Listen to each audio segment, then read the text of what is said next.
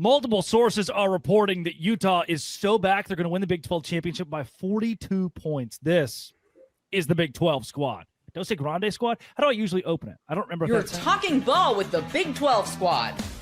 From Oklahoma State to Utah, from Kansas State to BYU, from Houston to Texas Tech, it's the local experts of the Locked On Podcast Network bringing you scoops, breakdowns, and the most comprehensive preview of the upcoming Big 12 weekend.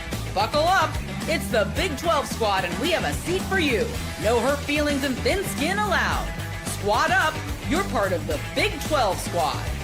Oh, baby, squad up. Happy Thursday night, everybody. Grab your favorite brew, and hang out with us in the Big 12 squad. We are joined by He's a Man. If we didn't have a mute button, we would have been canceled years ago. His name is Cody Stovall, host of Locked On Oklahoma State. Oh, there he goes. He's got a house, and he's engaged. Kevin Borba of Locked On Buffs. Maybe he got married. Don't remember. Nick Maravitz, man of many, many words. Sometimes we got to shut him up. He hosts Locked On Cyclones, talking all things Iowa State. He's the consummate professional. He's the journalist of the bunch. It's Chris Level of Locked On Texas Tech. Don't forget, it's a basketball school, but they're pretty good at football. Undefeated out here. Parker Ainsworth, Locked On Cougars with Houston Cougars. Oh, my goodness. There he goes. He's in a car speeding away, getting away from the cops. Jake Hatch of Locked On Cougars from BYU. And finally, he's a man who claims a Big 12 championship every weekend that he wins. His hairline is receding. It's JT Westercell of Locked On Utes. He is talking about the Utes. Plenty to get to this week in Big 12. If you hit subscribe, we all get to keep our jobs. First order of business, sports podcast here. Don't want to get too heavy, too deep. Thoughts and prayers with Jake, the entire community, with the Church of Jesus Christ of Latter-day Saints after the tragedy on Sunday, the passing of President Nelson. I know it's been a huge topic this week. A fine for Colorado for anti-religious speech for against BYU from the Buffs. Heavy week, and so our thoughts go out to your entire community and hope you're doing well. Holding up. That's the good news, but yeah, thank you for all that. It's been a crazy, crazy heavy week, as you guys might all imagine, but I'm not going to lie. A little bit floored that the Big 12 levied a fine. I expected the reprimand, but the actual monetary damages, like them hitting him in the pocketbook, that's a new thing. And I think it may change the dynamic when it comes to some of these chants we've heard issued against BYU in the future. Yeah, definitely. I think you immediately see the Big 12 is going to take it a lot more seriously. So good that the conference steps up and says, look, we are looking out for BYU. It's what the Cougars joined a conference for, is to have this level of infrastructure at the very top. Past that, JT Westercell, 30 seconds. Why are the Utah Utes the best program in the Big 12 again? You're so funny, man. Look, I think we were all really overreacted to what happened against our good friend Chris Level's Texas Tech Red Raiders. I think Texas Tech is the best. Overreacted to 34-10? Overreact as in completely acted like they suck, like some people were doing last week, a.k.a. Parker Ainsworth being one of them, whose team went on the road and barely squeaked out a win against a team that the team he plays this week absolutely steamrolled. So we'll see how good they are this week. But Utah, look, they're talented in the trenches. They still got some things to prove if they are one of the upper echelon teams in this conference. But I do feel like they were snubbed from the AP top 25, and I feel like they're a top 4 team in the Big 12 still. There is more hair on the top of JT's head than there have been wins from Utah against Houston in the entire history of the program. Yes, we had a down. Can I just say we had a down year last year, and we still had a better year than Houston did. Pick a year. Last year, we literally won more games than you. We won more games than you last year. You didn't beat us. Yes, you beat us on the road, backup quarterback. Pick a year. You've never beaten Houston. 4 games. You won. It's weird. I was told by Utah fans that freshman quarterbacks are terrible. I was told that freshman quarterbacks are never good. But there's a school 40 miles away that seems to be winning with a centaur. Define good. What's good? Whoa. That's good. I'm just saying, buddy. What's good? Yeah, Big 12 freshman of the week. Like it's like it. Hey, Will Hammond is a redshirt freshman. Hey, yeah. Will Hammond's amazing at football. Is he in year 2 at Texas Tech? Yeah. He's in year 2 of college football. Is that so? Now what do you do? Do you play Will Hammond? No. I mean, not yet. I mean, I think he will play. I think he will play some, but I think they were already doing that, like red zone stuff. I envision them using him like they used Arch Manning last year in Austin, kind of red zone, use his legs, and that worked well. Well, it did last year for when you have Quinn Ewers and all that stuff. So I don't know how this is going to play out, but I mean he will play some anyway. But it just shows you, I think you got more than one guy that can go get it done. Yeah, Jake, where were you headed there? Well, so JT will give credit to Will Hammond, but not to Bear Bachmeier. No, Bear had a good moment, but I don't. Okay, first of all, Good we don't know moment. Hammond's good quarter. Well, a good game. We'll say that. Just like Bears had a game, but we're talking about good quarterbacks. Like how many quarterbacks in the country are good? Can I see Bear do it against a team that I think is going to be a decent college football team? I'm sorry, Bor, but I don't think Colorado is going to be great this year. JT, here's the deal. BYU has got a great pantheon of great quarterbacks. Jim McMahon, Steve Young, Ty Detmer, some of the greats of all time. Bear Bachmeier is the first quarterback in BYU football history to start his career 4-0 and have 10-plus touchdowns and 0 turnovers. None of those other quarterbacks have done this. Have they played a good team? I think ECU is pretty darn good, dude. Oh, okay. Wow, that didn't take that, Borba. God bless. Damn. Yeah, I mean, Colorado should have won that game. I mean, the metrics say it, everything says it, right? But the defense can't tackle, which is a problem. Their quarterback, he looks like he's like constantly deciding like what he's going to do. Like, does he want to throw the ball or does he not? And it feels like he's always ready to run before he even looks around. And yeah, I think they let BYU back into that game, and it's an unpopular take, but they really did. Borba, to your point, I will say on paper, Colorado is the most talented team BYU has played, and you're right. The stats. Why did they go away from the running game? I was there watching that game in person, and I am floored that Colorado went away from the run game. BYU was struggling mightily to contain anything Colorado did on the ground. Yeah. Hey, Jake, is your shirt color aqua? Kind of bluish. I don't know. Yeah, I like Braylon it. Miller, Jake, to your credit, or to your point, had 8 carries. 3 of them came on one drive where he ran for a touchdown, and then they only gave him 5 more carries the rest of the game. It made no sense. Colorado clearly has a problem. They have a leadership problem. They have a play calling problem. They have a quarterback problem, and they have a tackling problem. So a lot of problems to go around. Well, it's good that Deion Sanders just accepted the Arkansas job, that he is headed to Fayetteville. Don't you take Mike Gundy's job from him? That would be mighty rude of you. Bobby Petrino sitting right there with his neck brace ready to go. Exactly. Motorcycle, exactly. I mean, Borba, what are your topics if Deion leaves? How beautiful the mountains are? I mean, another cold day in Boulder? Like what? Lots of tweeds and lots of our top 100 favorite Deion Sanders moments every day. Yeah. Should they leave Shedeur Sanders' number retired? There you go. That'd be something. That would be a conversation. Cody, where do we sit? Is Rhett Lashley or Colin Klein? That's the new one. Matt Wells, hopefully. I mean, it's always going to revert back to Zach Robinson, but we are hearing that G.J. Kinney is somebody that we are seriously pushing for. Another name that is seemingly pretty popular right now, which I think I 100% agree with, is Alex Golesh. It's going to be interesting to see what other jobs pop open, right? I think if Baylor pops open, GJ could become problematic. If Florida pops open, that could be an instance where Alex Golesh is more predispositioned to end up there. But Golesh does have connections to Oklahoma State. He did work as a GA in Stillwater for a couple seasons. He's clearly a program builder. GJ Kinney, regionally, he's already made statements about wanting to stay in his area of expertise, and Oklahoma State does accomplish that. But if anything doesn't work out, it's always going to revert back to Zach Robinson, and I'm fine with that. You said if Florida opens up. I feel like it's when Florida opens up at this point. Oh yeah. You don't want to get Manny Diaz either, where you hire someone and then they leave. But Cody, question: you said you guys were going to get someone like huge name. Like what are those like huge names outside of GJ Kinney? I mean, in the college football world, I would say so. Zach Robinson would definitely classify as a huge name, especially. I just remember you saying it was going to like blow our socks off. Am I the only one that remembers Isn't John Gruden still in the mix out there in Stillwater? Oh, no. John Gruden. Somebody said no to somebody, and I would imagine Gruden told us no. That would be my guess. Probably yes. Hey, doesn't Kinney have though a pretty big buyout? No, it's like 3.4 mil. Okay, I thought that was which is big for the current situation. Texas State, that's pretty penny right there. Cody, I'm telling you right now, if they get GJ Kinney, you're going to see it's going to be a trade. Mike Gundy goes to Texas State. GJ Kinney ends up in Stillwater. You really think he would? He'd go to Texas State? Guys, Mike Gundy definitely wants to coach again, and his brother Cale Gundy said, "Wherever Mike goes, I'm going with him." Would he go Mike G5? Gundy and San Marcos needs to be on television. I think Mike Gundy's pride will not allow him to go down.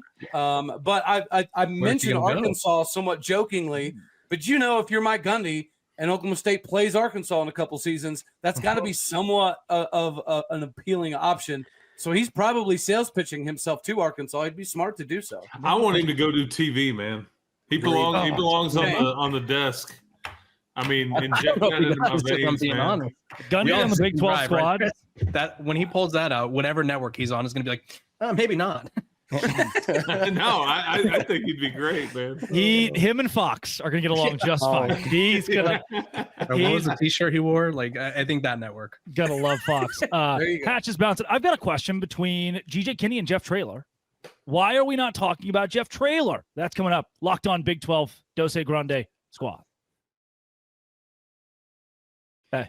Today's show is brought to you by FanDuel. FanDuel is exactly where I go this weekend to pick the money line of whoever is playing against Utah and probably win many, many, many monies. And it'll go into my pocket and I'll be so excited and happy. FanDuel is actually where you can go and win a whole lot on college football and have a whole lot in free play in your back pocket. For just $5, you throw $5 down if your bet hits. If your $5 bet hits, from there, that's exactly right. You get $300 in bonus bets to use across the app however you want to. So, here's what you do. You download the FanDuel app. You throw $5 on whatever game you want to, including Utah versus BYU. And when the bye week wins, you win too. All of that and more at FanDuel.com. Visit FanDuel.com and do it today. FanDuel.com. Today's show is also brought to you by Square. I go down to Island Daiquiri here in Wilmington Island, Georgia, and I enjoy a daiquiri, an Island Daiquiri, and it's run on Square. Your entire neighborhood actually is run on Square. We know that they're just those places that are pillars for you in your neighborhood. And with this episode being brought to you by Square, I bring up Island Daiquiri that's right down the road. And when I go there, I boop, boop, and do the little phone thing to your face, and you click on the Square thing, and it pays for the whole shebang. And so Square is what keeps your neighborhood feeling like home. Right now, go to square.com/go/LockedOnCollege to learn more. But before you do, go support your favorite neighborhood spot. You'll be happy you did. Square. See you in the neighborhood with Square. Utah, JT, you think Utah can win the bye week? I'd say so. They actually comes at a good time. They need to get some guys healthy, improve on some things. So I feel like, yes, I am fascinated the next time that they play, because I know we're sitting here talking about various teams, and we're representativeless when it comes to the Sun Devils on this lovely show. Arizona State, man, it's their league right now. Is it not? They're 2-0. I know Nick's guys have something to say about it, but like that Utah and Arizona State game, that's a big one. That is a big one. Chris, it's their league in the sense that they won it last, but do you feel like they've been the most impressive team? Because I have been more impressed by Tech and Iowa State. I would say, okay, and that's an eye test conversation, but here's what I would say. Arizona State has the longest such streak in the country, and they've won 8 conference games in a row, okay, dating back to last year. Nobody in the country has any longer streak, and it can look ugly all we want it to, but they've got a pro at quarterback. They've got a pro at receiver. They figure out ways to win close games. I don't know, man. That's pretty salty, because they did not play their best the other night against TCU and still figured out a way to get it done. And I think you can make the argument their tight end could be a pro level dude as well. Absolutely. I think TCU is strong, and I think that was an impressive performance for sure. I do think that Arizona State won a lot of one-score games last year, and they lost their best player. It stands to reason that just on percentages, they're going to lose a couple of one-score games this year without him. And I understand that. I personally don't think anyone in the conference is going undefeated. I don't think the Big 12 champion goes undefeated this year. But I also feel like that 2-loss team could be a 3-loss team without a whole lot of changes, let alone losing their best player. Like that doesn't feel like that big a stretch. Parker, you mentioned the close game thing in the Big 12. I think that's something that we just need to become welcoming of, because it's going to happen repeatedly. I don't think we're going to see a lot of blowouts all that often in this conference. Even from a lowly Oklahoma State, you're probably going to beat us, but you're probably not going to blow the absolute doors off of us more often than not. And it's just because the strength of this conference to some degree. I love Mountaineer Paul, man, but really quick, I just don't know if West Virginia is going to stay in a lot of games this year. I don't know. And it's funny, you're talking about Arizona State in one-score games. I don't know if they'll win a bunch more. They've won 2 of them in a row in the league, so they keep it going. So just throwing it out there. Everybody promised me that this year the teams that won those one-score games would flip. JT, you've used that about BYU having so many one-score games last year. Then what does BYU do against Colorado? Can they play yes, I want them to play a good team, and then I will concede I was wrong about that. I'm just going to say that. Colorado's the team that flipped, Drake. They don't have Houston on their schedule this year. Georgia Tech, they lose to BYU. Colorado's the team that flipped this year. All right, so I want to get back at some point to the G.J. Kinney and Jeff Traylor thing, because we've just forgotten Jeff Traylor into the void here. Parker, though, is this the week that Houston, the eyes of Texas, will be upon you, that they knock off Texas Tech and become a legitimate power?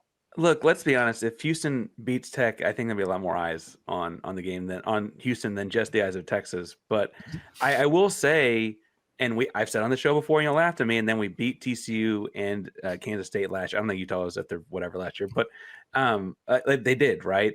Houston and Willie Fritz are going to win games they're not supposed to every year. That's just what Willie Fritz does. It's what he's done everywhere he's been.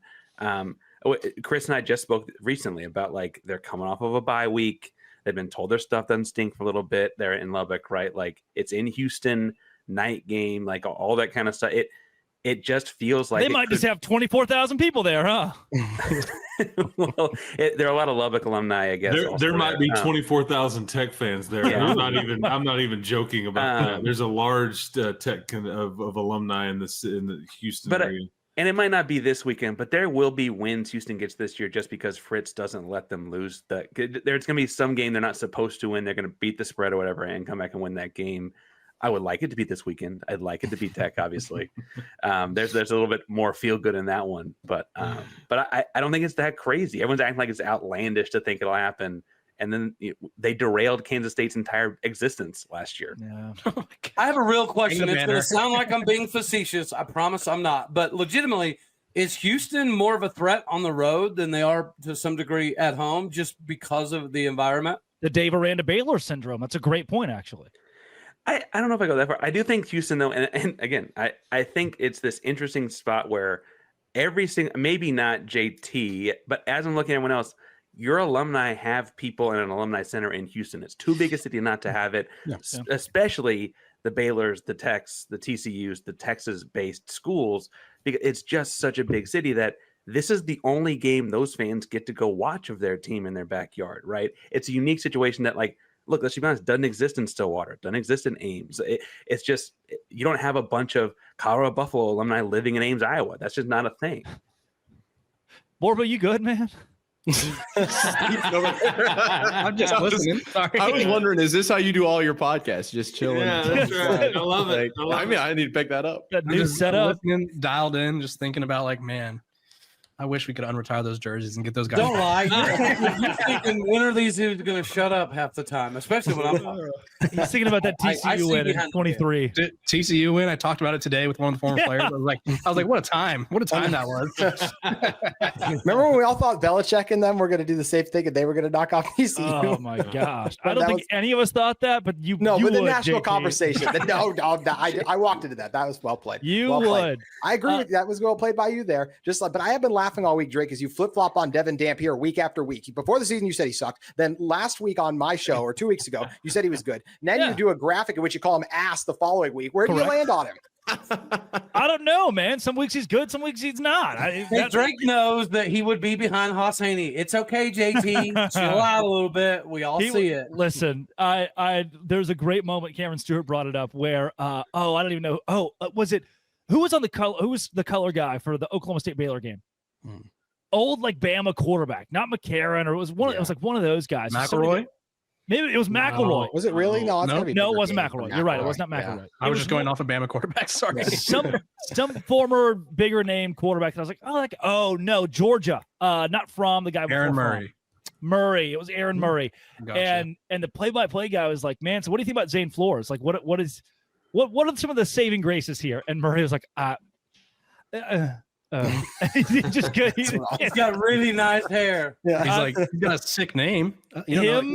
Zane's walking around the world. Him and Isaac Wilson should go toe-to-toe in a QB camp and just those poor kids. Hey, in Zane's defense, he put up at least a somewhat admirable ball game. It's the first time we've looked at a performance and said, okay, we have a little bit of hope. Yeah, I like that. Coming up. JT, how's Jackson Benny?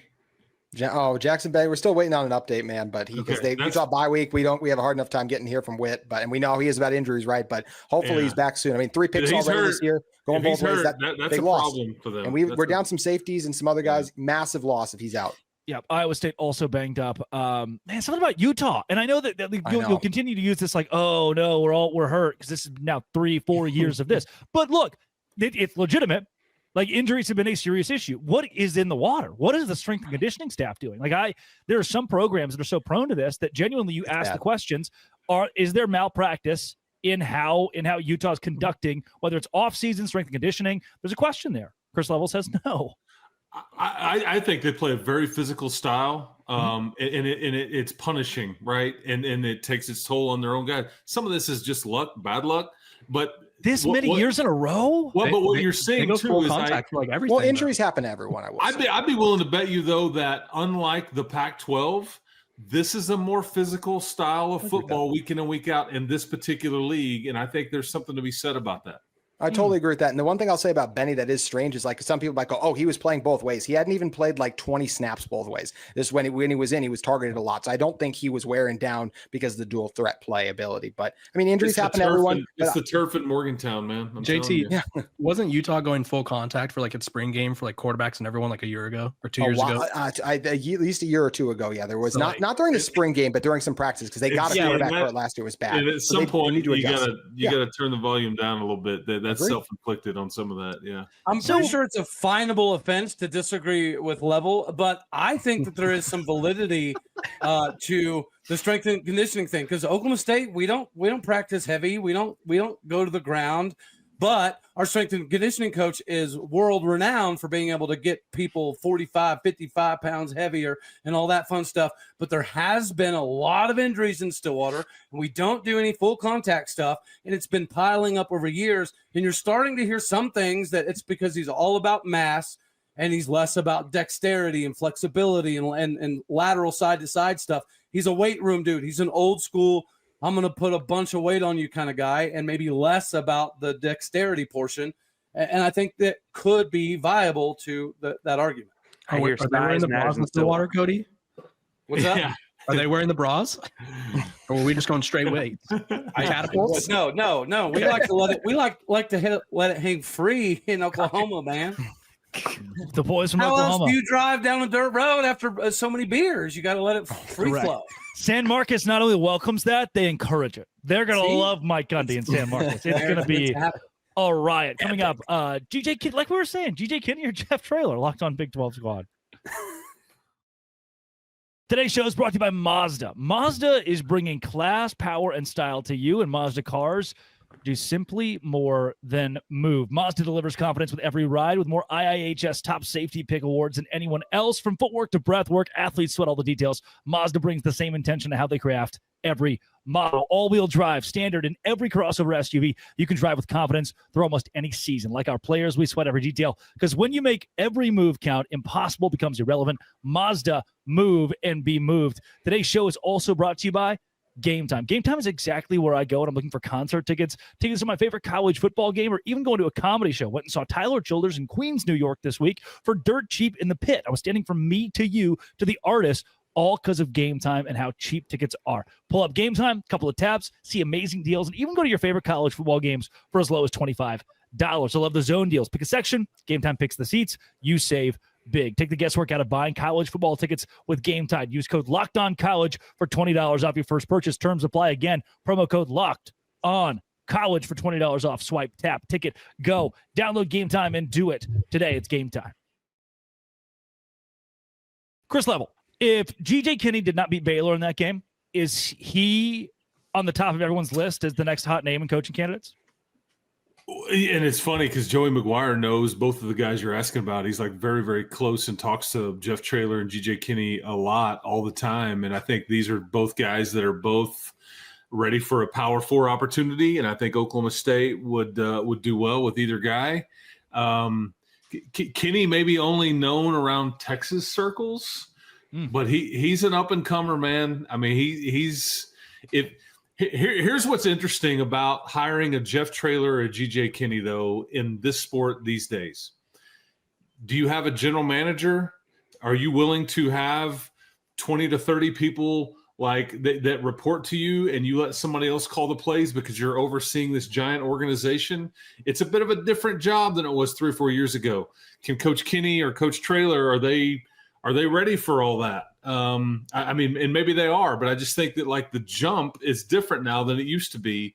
And just, I'll put my staff together. We'll run this offense and away we go. You're playing a different kind of game right now with personnel departments and all kinds of things that was never a thing before. You got to have somebody that negotiates these deals with rev share, and there's just a lot going on here. So all the reports coming out about the Arkansas job. McGuire was in the same boat, was he not, when he got hired at Tech? Say it again. Wasn't Joey McGuire in the same boat when he got hired at Tech? Well, no, because he hired he brought a general manager from him with him, and they were kind of at the. I mean, and Drake knows this. James Blanchard, they were kind of came up with this system before it even really started. Whichever some people thought they were crazy. Like, wait, your coaches don't even make the offers to recruits? No, we have a personnel department that's going to do that. We have a general manager and all those things. So it has changed since he's been here, but even then, how different is it now than it was even for Joey McGuire 3 or 4 years ago? Well, Cody Campbell's involvement, touch on that, Chris, is like, when did that start? Like, estimate. Year and a half, 2 years ago. Right. So that changes. And these folks are involved in all these programs. Cody's just a bit more out there with it and transparent, but these people are in some ways, they are general managers or owners of the program because they hold the purse strings.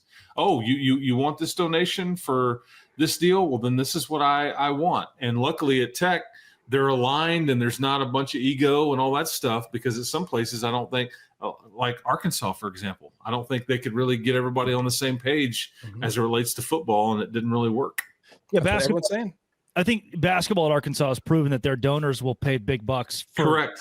They could be the next Texas Tech. I think Texas Tech is ahead of the curve in comparison football-wise to Arkansas. No doubt. It's just tough to do in the SEC, I feel like, because there's a lot of other things going on in the SEC. I think it's easier in the Big 12 and the SEC. The hard part. Everyone in the SEC has money. I'm not saying they'll win like Texas Tech's doing. I'm saying that I think they'll build the similar model of going all out. Yeah, I will. Because even their athletic director sat up in front of a bunch of people, Hunter Yurchek, like a week and a half ago, and he said he was like, "We are built to win a national championship in basketball and in baseball. We are not built to win a national championship in football." And I think everybody was like, "Whoa, how dare you say that?" But I think people in the room are like, "Yeah, I get it," and they're not. It's tricky to tell your fans that, but they're not built to win the SEC, much less a national championship in football. Then he also said they're going to invest more money in football, so they can be. And Sam Pittman's like, "What about me?" Yeah. And Mike Gundy's saying, "What about me?" That's exactly. He's writing the letter again. He's writing the letter. Talking to Coach Patterson last week about this, Gary Patterson, he was like, "Look, it's no secret when he got fired from TCU, he went from 1 full-time strength and conditioning coach to Sonny Dykes has 5. It's like, what? Why did I get that? What is it? But it's the new shiny toy when Jeff Traylor comes to town, when GJ Kinney, which, by the way, Traylor coached GJ Kinney at Gilmer High School. Pretty awesome. When that guy comes to town, they get the bells and the whistles. They're the cool new toy. But he didn't play at Tulsa, right? That's important. All right, you forget that GJ Kinney is a Golden Hurricane legend, and since the Golden Hurricane just got rid of Mike Gundy, I feel like this is only fitting. Wow. Well, and if we're going on old hats, Traylor did coach at Arkansas as an assistant for a while, and as far as like where this three-ring circus ends up, I would also point out someone who I think I'm the most recent coaching hire in the room here. Nice. Kinney and Traylor were both very high on Houston's radar. It's the matter of time for them to make the G6 to P4 move, and I think people know in bringing them in, they're going to have to fill in the gaps on the personnel stuff, because that's not a thing. That's just an assumed cost when you bring this in, because they haven't had to deal with that in the same kind of way. Right? I asked Mac Brown last week, who does his makeup, which was a wild thing to ask Mac Brown, but he was looking real. He was looking real glimmery. And he somehow segued that into like a parable about how he does his own makeup, because when he was hired at Texas, he had 35 staffers, and now they have 105 staffers. Yep. Like it's an insane. I mean, even some of these universities that are big now or were big then, sometimes they don't if Kenny gets hired at Oklahoma State, he's going to have access to more staff than he's ever had before. More people than he could ever hire, that he knows to hire in departments like what Texas Tech's doing, where it may not be Joey McGuire shaking your dad's hand and giving you the offer. It's going to come from a much more infrastructured position in your football program, which I think is a good thing. And Oklahoma State does have somebody I feel like Traylor's up for a job every year. Like, Texas it's weird, isn't it? Like Traylor, maybe he's like staying too long. Like, go now. Is he pulling a Matt Campbell? Well, he wanted to go to A&M, but they went with Elko instead. Right. But he's up for every job though, Chris. Yeah. Right? Like in the state of Texas. Sounds like and he was in the Texas Tech job, and I think he essentially was like, I don't want to. He kind of was like, wasn't super interested in that one either, and. I think he prefers to be at UT or A&M, but those are difficult to get, as we know. Yeah, for what it's worth, even Eric Morris at North Texas is a name that you're hearing float quite a bit around in Stillwater. Jeff Traylor I haven't heard him mentioned other than like national analyst, but inside Stillwater, I mean, I've heard even Colin Klein mentioned, but no Jeff Traylor. So I don't know if he doesn't have any interest.